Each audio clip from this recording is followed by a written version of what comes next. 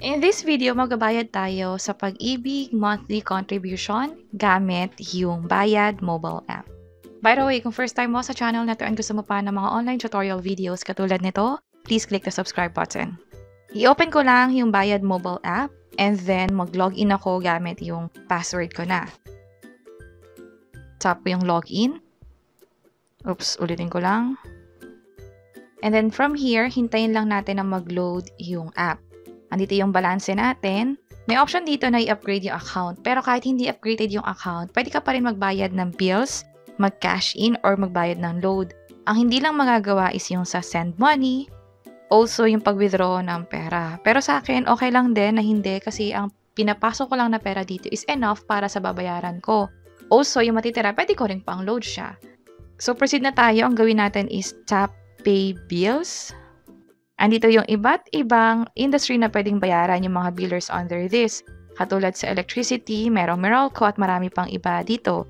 So, pwede nyo i-explore yung iba't ibang mga option dito. Proceed na ako sa government and hanapin ko rito yung sa Pag-ibig. Piliin ko rito yung Pag-ibig lang, pero kung OFW kayo or employer, pwede nyo piliin yung option na para sa inyo. Tap ko yung Pag-ibig. Preferred biller nickname, optional lang. So, hindi ko nalalagyan ng info. Member ID or reference number. Ito yung Pag-ibig MID number natin. Saan to makikita? Pwedeng dun sa virtual account mo sa Pag-ibig o yung sa loyalty card plus mo, pwedeng ma-access. So, ilagay ko lang yung info dito. Payment type. Pwede ka magbayad ng monthly contribution, ng loan, or yung modified Pag-ibig or MP2. Pero sa akin, piliin ko yung sa contribution. And then, bill date. Piliin ko yung sa last month. Tap ko okay. Due date niya is, not sure kung ano yung due date, pero ilagay ko na lang yung end of month. Contact number is optional. Amount, lagay natin is 200. Merong fee dito na 7 pesos. Gawin ko save this biller and then tap ko na yung next. May nakalagay dito na bill date should not be later than due date. Tap ko yung got it. So, parehong end of month yung nilagay ko rito. Ulit tayo. Tap next. Nagkakaroon tayo ng error.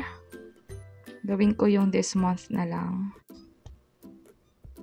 So far, okay na. Tap ko yung next. Ito na yung mga information. I-double check kung tama lahat, especially yung reference number. So far, it seems like yung pwedeng bayaran sa Pag-ibig is yung current month lang. Pero ang deadline kasi sa Pag-ibig payment is the following month, yung 10th nun. So pag ganun, gugustuhin ko yung bayaran na lang siya sa Pag-ibig virtual siguro or sa ibang option na tumatanggap ng last month payment. Pero for now, bayaran ko muna yung November. Tap ko yung continue. And payment successful na. Andito yung reference number. Maganda na i-save nyo to para nga naman as proof of your payment. And just in case, pero wag naman sana mangyari na hindi mag-reflect kasi yung payment and mag-raise kayo ng issue sa Pag-ibig, possible hingan kayo ng proof of payment. So, mas maganda na i-take nyo yung screenshot ng proof na yon para nga naman kung kailangan, mapoprovide ninyo. And nung chinek ko yung virtual account ko sa Pag-ibig, umabot ng ganitong araw bago nag-reflect itong contribution ko. So, kung may question kayo na pwede pa pang bayaran yung previous month, pwede nyo i-check itong video sa baba.